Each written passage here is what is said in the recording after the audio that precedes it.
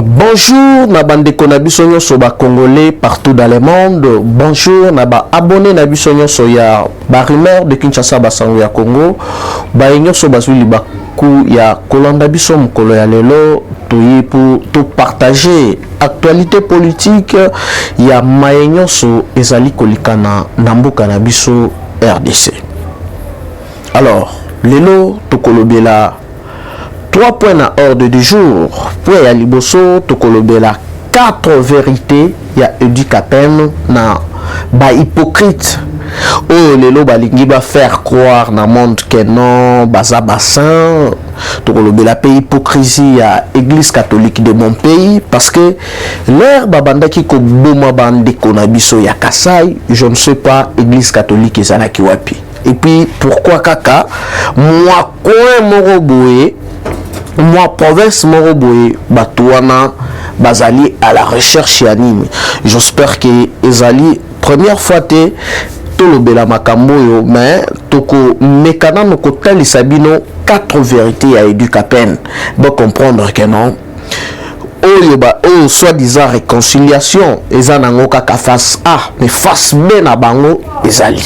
Mais j'espère que parmi bango eza na ba vrai patriote, eza na batu oyo baza vraiment dans sens il y a patriotisme donc ba de peur de mer oyo bazali mixité oyo bazali soki pendenge nini te oyo bazali autoproclamé congolais te vraiment toko tangela bino 4 vérités, il y a point de presse, il y a Educapen ou Azalaka prisonnier politique mais lelo grâce à président Félix Antoine Tshisekedi Tshilombo Azali Libanda et puis tokoyo kisabino odomoko oyo ezali kodate na 2017 point de presse moko monsieur Katumbi Asalaki par rapport ya relation na ye na Joseph Kabila tokotangila bino yango et puis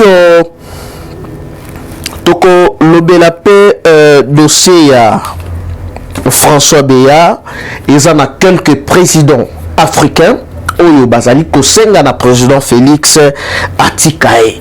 Alors ba président wana ba dessous de carte ezala kinini awa tokotali sabino lolenge nini François Béa asaki déjà na contact ya Alexis Batov oyo azali ministre ya affaires étrangères si je m'abuse pas ya Russie donc ya Poutine dessous des cartes ezala kinini parce que parmi bangonyo sur les 3 présidents muto azali ko insister mingi ezali président ya Centrafrique ba dessous des cartes ezali nini pourquoi bakanga batebele et puis batebele pour na ba détournement boni kaka na dossier ya François Béa toujours mon aba émissaire bazoya tout le temps bako de fil bazali kobenga président Félix oteno sengeli kaka ou accordé na nos libertés provisoires asa mutunayo mais mutunanga papa kasongo mwemba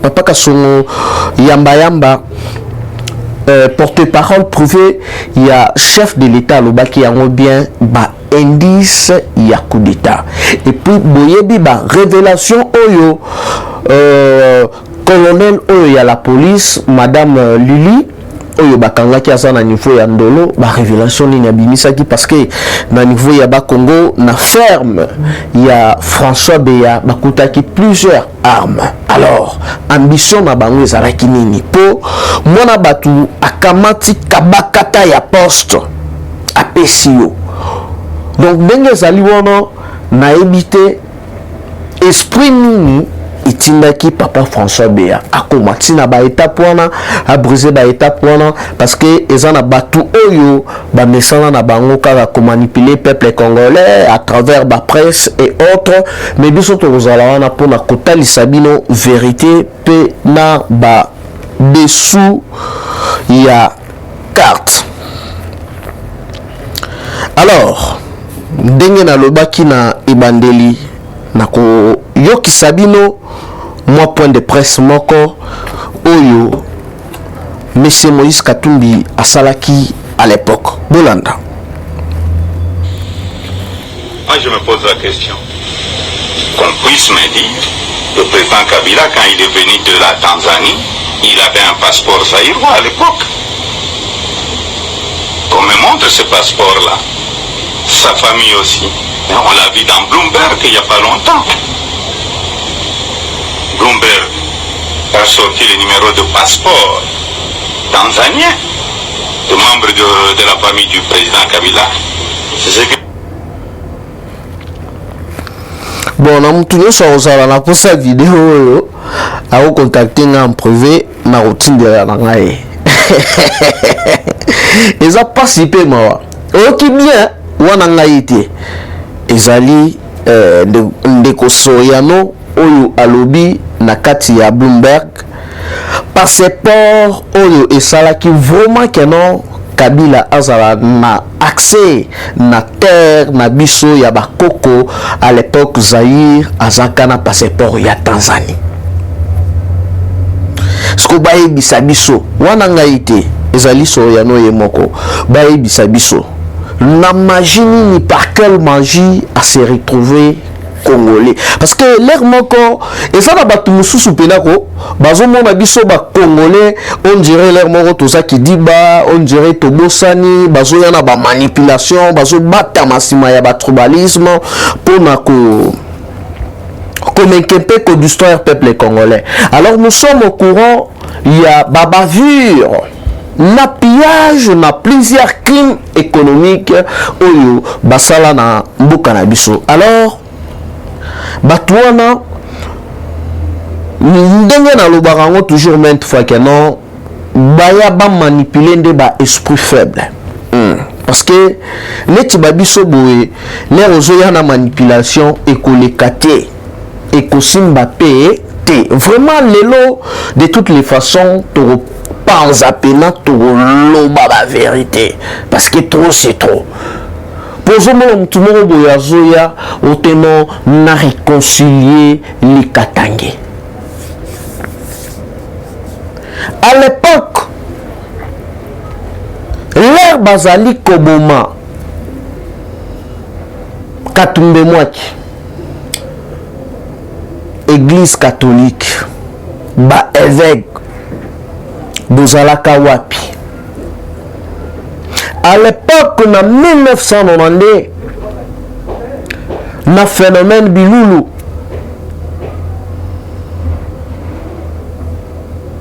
Oyo ya baba kyungu wa kumanza. Église catholique, Bozalaka Wapi.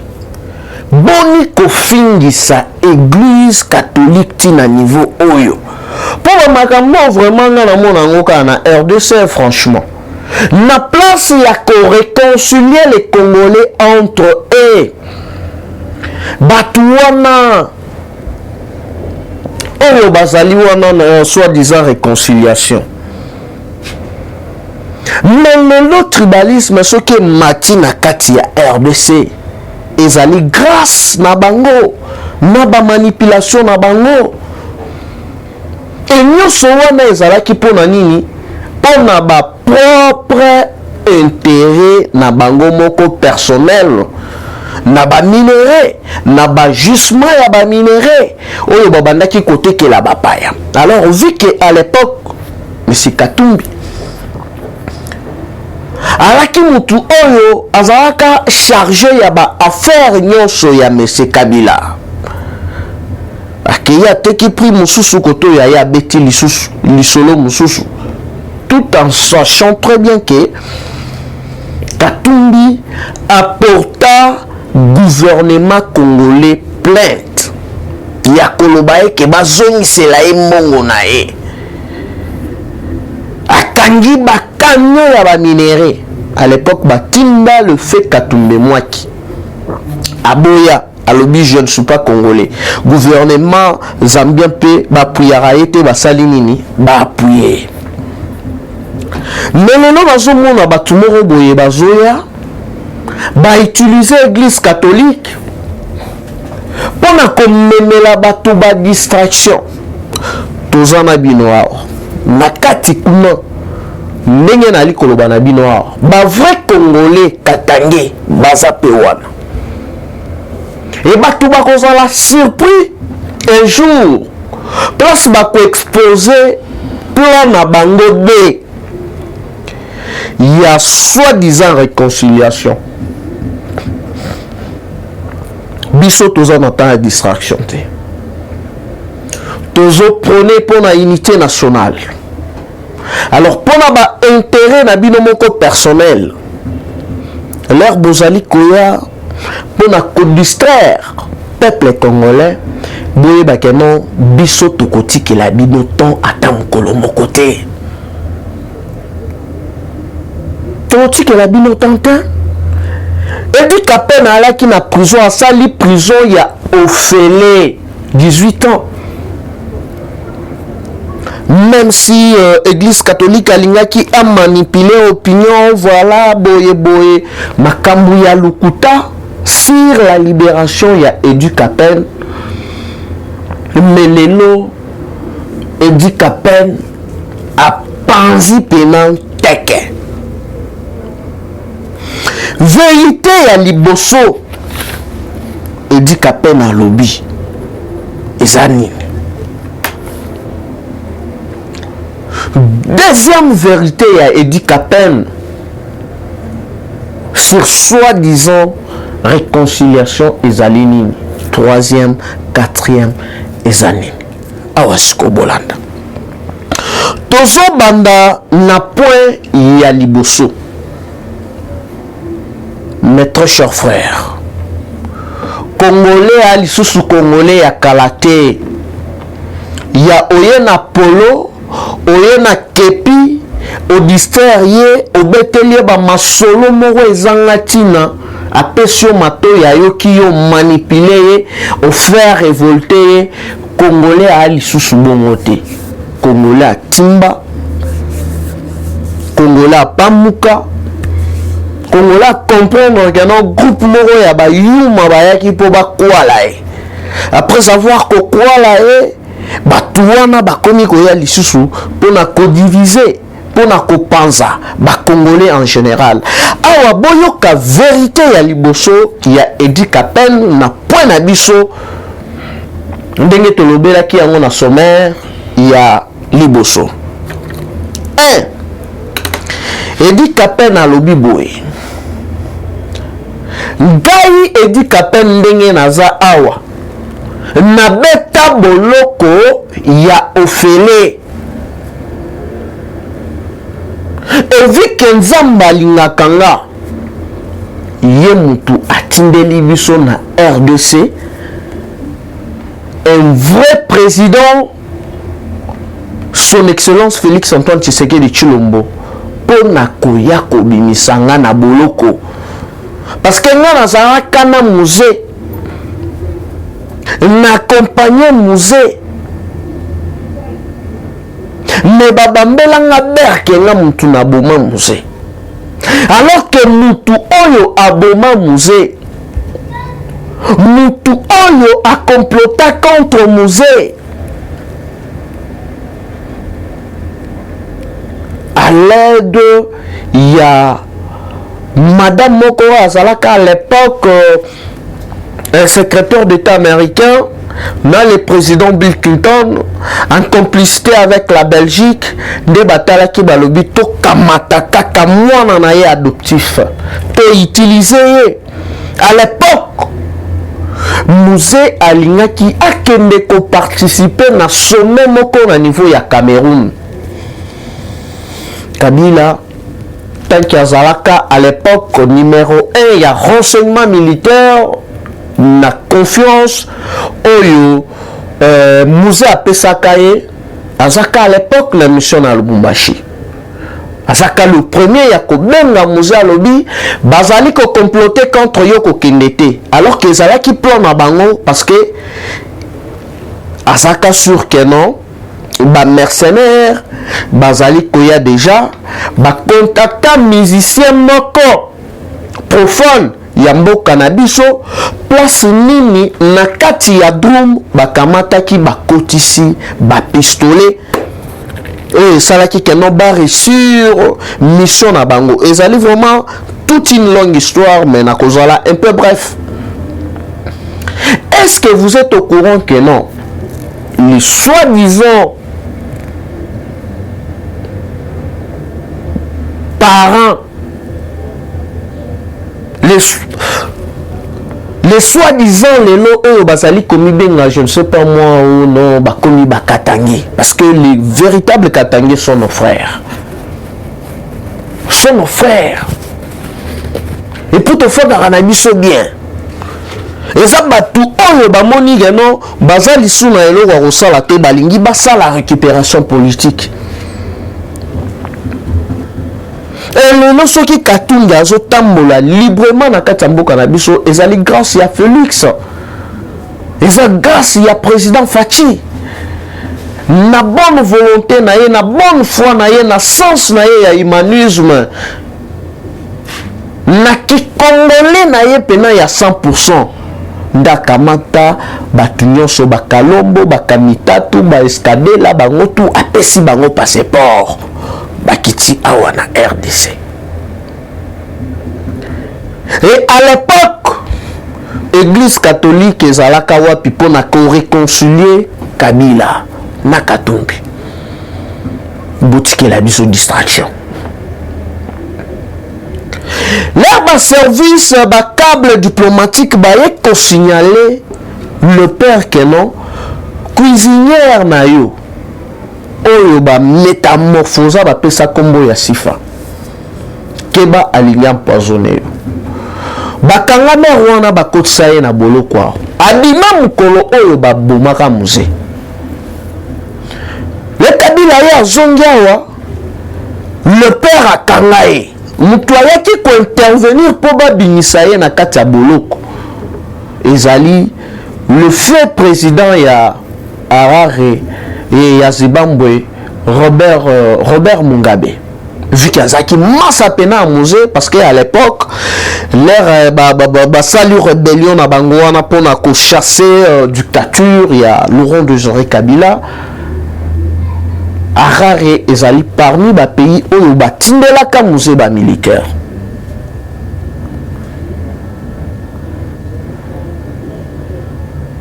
Et moko pe azawa, musicien moko azawa, ayebi vérité nyonso. Bayebi pe joueur moko ya imana, ceux qui coach esengeli na tola na histoire ngo bien. Bamara epeka boye parce que ayebaki mwandambu ya vérité.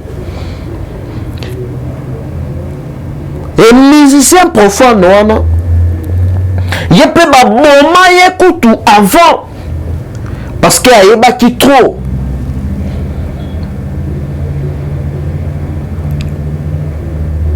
Sur affaire ya musée na le soi-disant Joseph Kabila.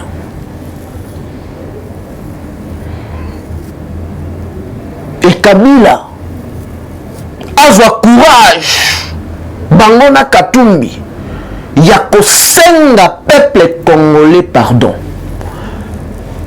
na batu oyo bango baboma awa na mboka na biso na ebele ya ba minere oyo bapia na kati ya mboka na biso pona ba propre intérêt na bango moko personnel. Pour ne pas citer plusieurs généraux empoisonnés.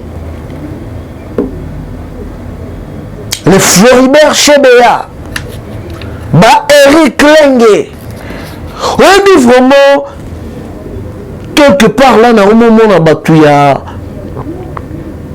il y a PPRD, dans le moment où il y a sans pudeur, il y a sonné si là, parce que baza batu oyo bakolo bate sengeli bafanda vraiment nye batala ndenge nini président Félix azali ko corriger bango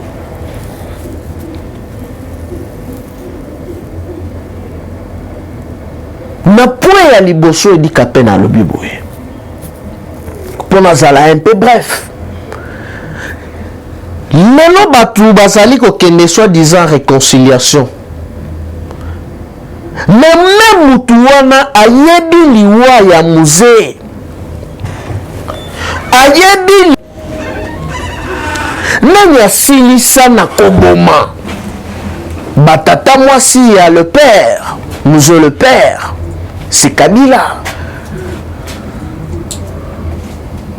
Nani aboma Floribert Chebeya, nani aboma plusieurs collaborateurs ya musée oyo bayebaka vérité que non Kabila azalaka fils biologique ya musée te.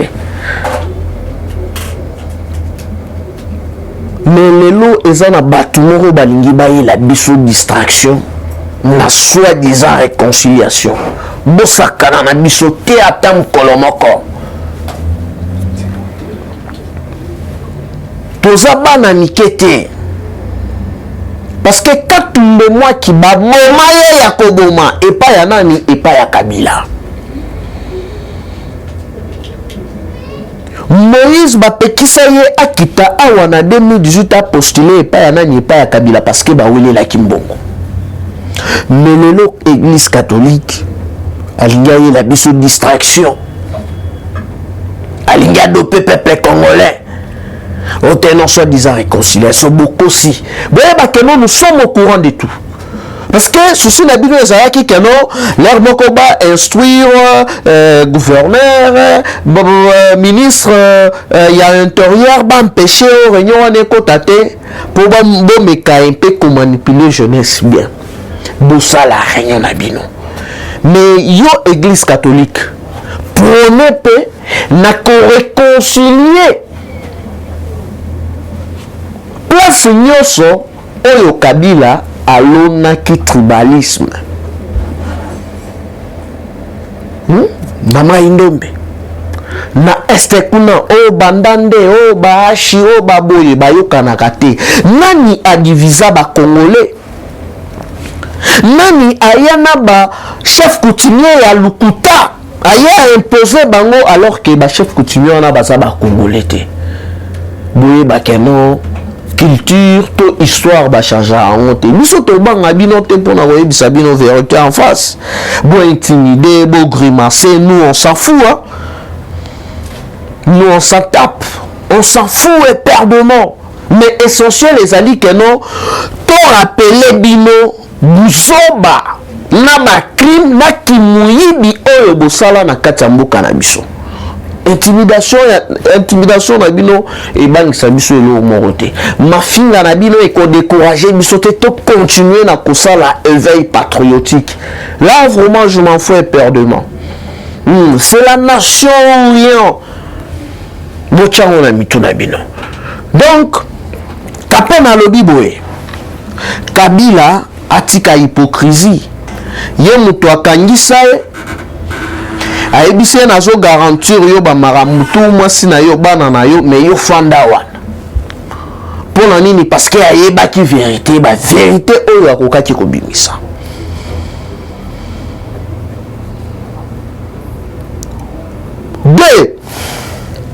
Deuxième vérité, na prison oyo ya prison ya Makala marambezo le gana kuna yango tozali ko lancer tozali pe ko alerter aner directeur ya prison ya Makala pona nini ti lelo azaka kawana pona nini ti lelo eza na ba prisonnier oyo basalaka na ba téléphone na kati ya prison, alors que na kati ya prison il y a des gens qui se font des milliards, des millions de dollars par téléphone kaka azo coaché mandenga libanda. Yango nazali kosenga na gouvernement congolais boye na kati ya prison ata na ba pays mususu totikala komona te un prisonnier azala na téléphone. Soki esengeli kotiela bango ba téléphone fixe pour kozala en contact na famille et puis kotracele bango horaire. Ya jour o bakosola na ba famille na bango na ba jour o bakosola na bango te et puis ba appel na bango nyonso to ezala contrôler. puis question ya ba téléphone na kati ya prison. Est-ce que boyebi que non? Eza na batu oyo ba prisonnier oyo ba bimisaka pena ba bimisi bango na kati ya boloko mingi na to ya Kabila. Ba bimisi bango na kati ya boloko en complicité na directeur ya prison ba bimi libanda ba sali ba crime ba koteli ba batu soki ba pesaki bango mission ya ba kende ba boma mutu ba bare bazongisi bango lisu na boloko. Est-ce que vous êtes au courant? Eza na suka na réseau ezali wana.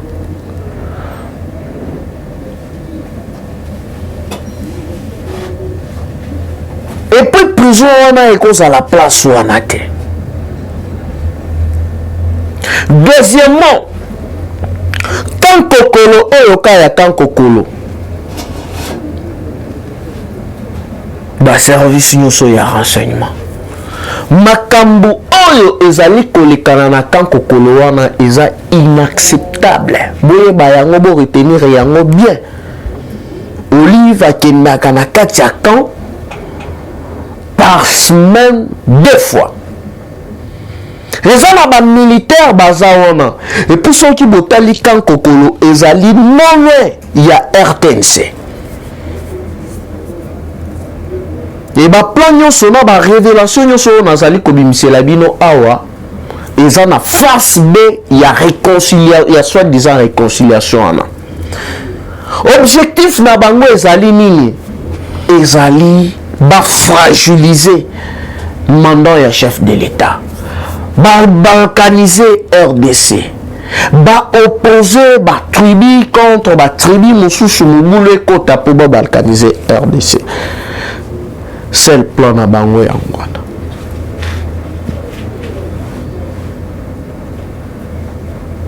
Est-ce que Kabila kozwa pena courage ya korenir bana ya muze nyonso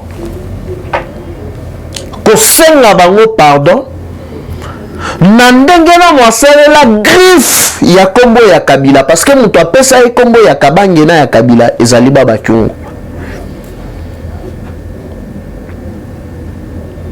Jeannette Bangona Bandego, est-ce que Bango a vraiment courage?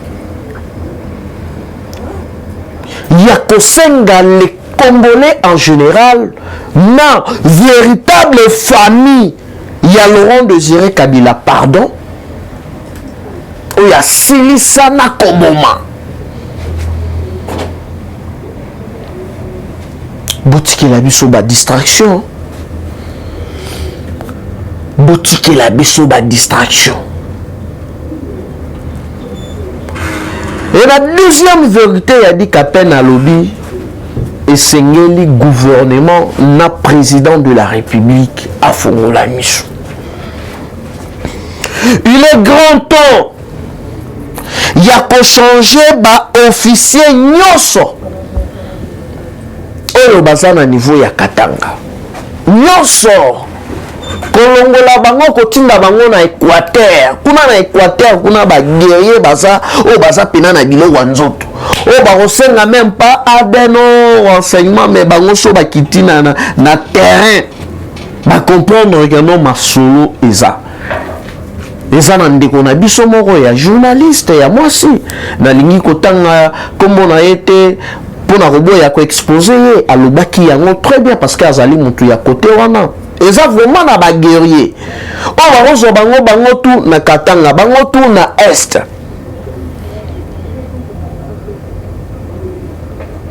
Soki ka toke na ba théorie kaka oteno, il faut resaler la géopolitique na kati armée ça la raté.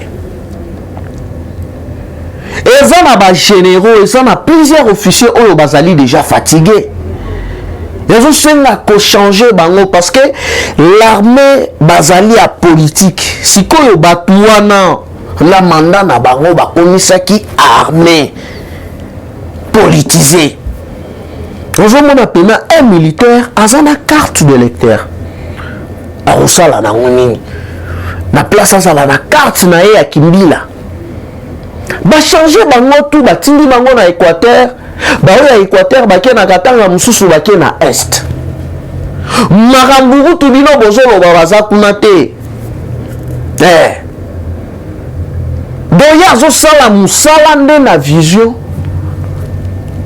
ya mboka ya ko défendre drapeau point barre. Lelo nazomona bato bazali kokamata o Jeannette aza na fondation anani eske papa bato oyo konisi eske papa abino bwana ba courage bino eske papa abino Bondimira bozui risque ya koeffacer histoire ya papa na bino moko biologique. Mais non. Sino bato wana nde bazoya na ba moral moko boye ya kobanda kokosa, ya kobanda kotutisa ba Congolais mitu. Parce que ba comprendre que na 3 ans ya pamba Fatima nous réserve na biso na niveau ya banque. Emati bana bali kotanga ofele lelo bitumba ya est facha zo bunda nango eza bitumba moko eza neti serpent o aza na 12 têtes mais azo bunda nango plusieurs localités facha récupérer yango pour ne pas citer ba prix à babiller na babilo mususu parce que ça qui politique na bango ba mettre qui en place il y a que non congolais ayo ba mabele na été mais lelo bio to bandaki payer à l'époque na ba $300 pour na kokendelaire moko kokende kananga kokende Lubumbashi kokende Mbushimai ofuti 500 pour na kokende Lubumbashi ba billet kiti grâce ya nani nde batu wana batalisi ko esengeli ba fragiliser président Félix avec comme objectif na bango ko séparer ba Congolais. Comme devise na bango ezali nde tribalisme donc ozalaka tribal ozala soda ozala sango ozala nini yo ozalaka tribal botikela biso ba distraction wana.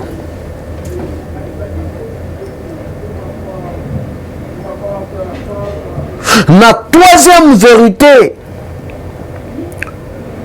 ya edi alobi boye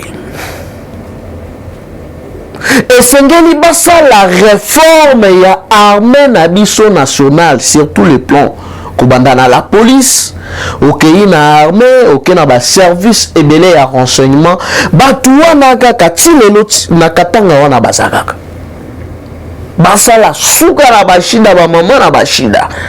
Ils sont pas avec Fachi, bango ezali kotala bango ezali ba minéraux. Et quatrième vérité oyo ya idéologie ezali batuana esengeli batika hypocrisie. A lancer pe message ya la paix. Ya keno ba Congolais mutu aya ko manipuler binote. Alors pour la kochiter na deuxième point, ndenge na lobaki affaire ya François Beya. Plusieurs présidents africains bazali kobenga tongo midi pourquoi mingi na sous-région pour libérer François Beya. Boyebi que non, François Beya a effectué 2 voyages na niveau ya Centrafrique et lelo à part Archange Touadéra, Denis Sassou Nguesso, l'actuelle présidente de la Tanzanie, dans les présidents, il y a Rwanda, oyo bazali kotinda ba émissaire na ba émissaire européen penon Fachi fois Bomela François Beyamoto fois Tikaya accordé liberté provisoire même tout azali ko préparer coup d'état contre le chef de l'État, pour déstabiliser pena RDC. Est-ce que bino ba marambu na bino oya bamboga na bino facha ya kokotango botiki la biso ba distraction wana parce que ceux qui kenon lelo a o nanani nanana be alingaki adondwa makambo na biso ya RDC etali minote ba contact nyonso o bazwaki déjà na Russie ba information to abandaki kopesa bato wana parce que ba économie ya bamboka nyonso wana tout ekiti et bandaki otombama mpona nini grâce ya RDC. Alors mes chers frères congolais, vous cédez na ba manipulation te, tozala unis, tozala ensemble. Bato oyo bazoye la biso distraction, à vrai dire, ce ne sont pas nos frères. Baïga ka ba s'auto-proclamer ba congolais. Ba komi ba congolais na makasi. Bon, en fait, vérité be bisara nango bilamba te, gala bino tokutani prochainement, bino mona koli, bye bye et dans les prochains numéros. Eshima, votre magazine qui bat au rythme de l'actualité.